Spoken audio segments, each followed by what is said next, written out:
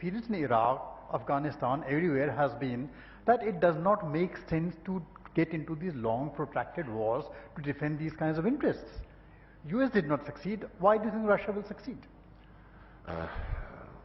Well, you being the head of such distinguished audience, I fail to understand why you don't understand. It is. No, yes, my simple question, again, is, what is the end game? It is the war against everything Russian in Ukraine. Can you imagine that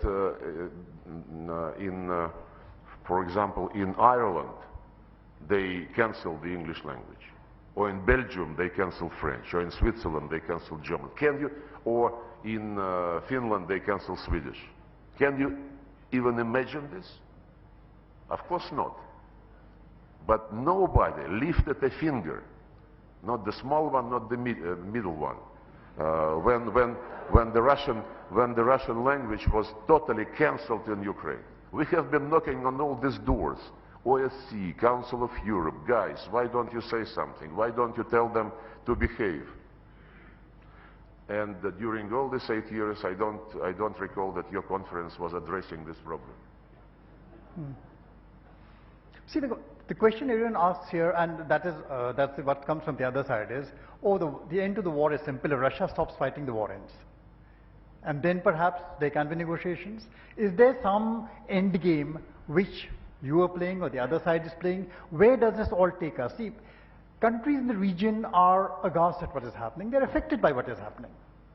Food, fertilizer, energy. Countries of the region are affected not by what we are doing in Ukraine. They're affected by the reaction of the West to what we are doing in Ukraine after we had warned them for decades, you know, that they should stop this expansion of NATO and pushing arms into Ukraine to prepare them for the war against us. I just participated yesterday in the G20 ministerial, and our Western friends were shouting in the microphones, Russia must, Russia must, Russia must. And all the developing delegates, they were also saying, you know, we want to stop the war when Russia is ready to negotiate.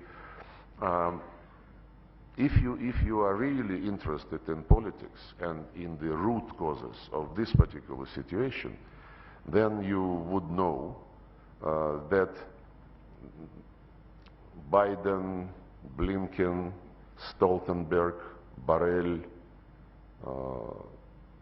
repeatedly stated that Russia must be defeated on the battlefield.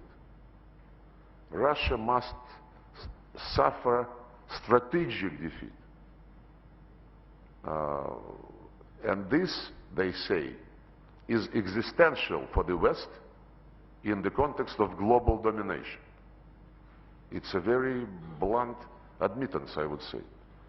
So both sides, the way I look at it... One second. And the entire G20 was only about what to do with Ukraine and the final declaration, can we have it or not. I asked the Indian friends and the Indonesian friends who were cheering the G20 and those who were cheering G20 before Indonesia for all these long years, whether G20 ever reflected in those declarations situation in Iraq, in Libya, in Afghanistan, or in Yugoslavia, because G20 was formed in 1999 at the level of ministers of finance and central bank directors.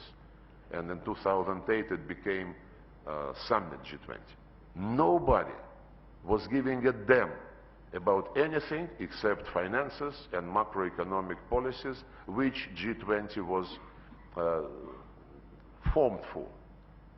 These days, when it is not something which the West is doing, believing this, that it's right, when Russia has, after many years of warnings, started to defend itself, there is nothing except Ukraine which is of interest for G20.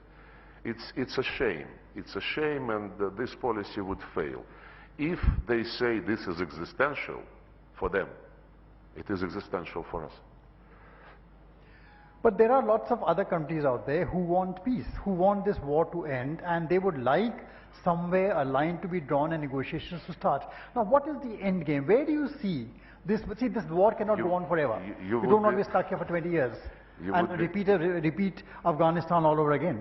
You would be ideal propagandist of the Soviet Union style, you know. Thank you. Calling for peace, calling against the war. I am trying to explain to you that it is not black and white, that the sufferings of others are not related to what we are doing in Ukraine to defend ourselves at all. These sufferings are related to the sanctions, to the policy of blackmail, the policy of diktat, which the West is promoting. You know that all of them, Blinken, Stoltenberg, Borrell, ministers of European countries, they travel all over the globe and tell the countries to behave.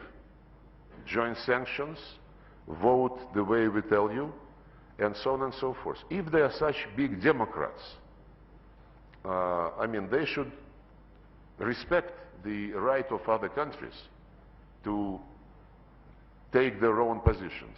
Putin explained in great detail before we started this operation why we are doing this, why we didn't have any other choice. The West condemned. Treat others as grown-ups, as mature people. Don't tell them what position to take. The developing world basically was silent until the West started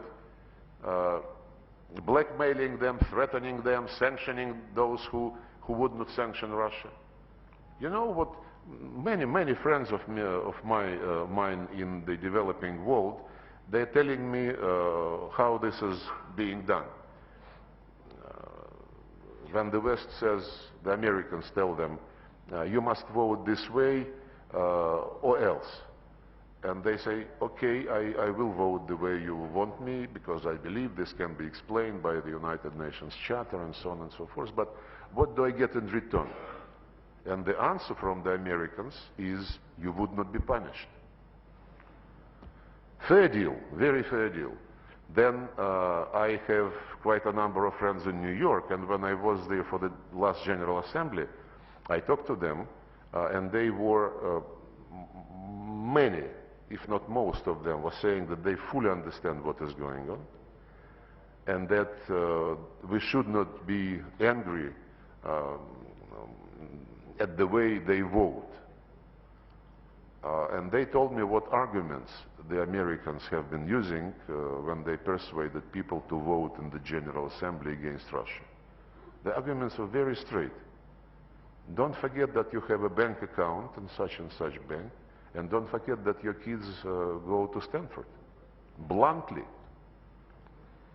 And I'm sure that there are many people in this room who know that this is true.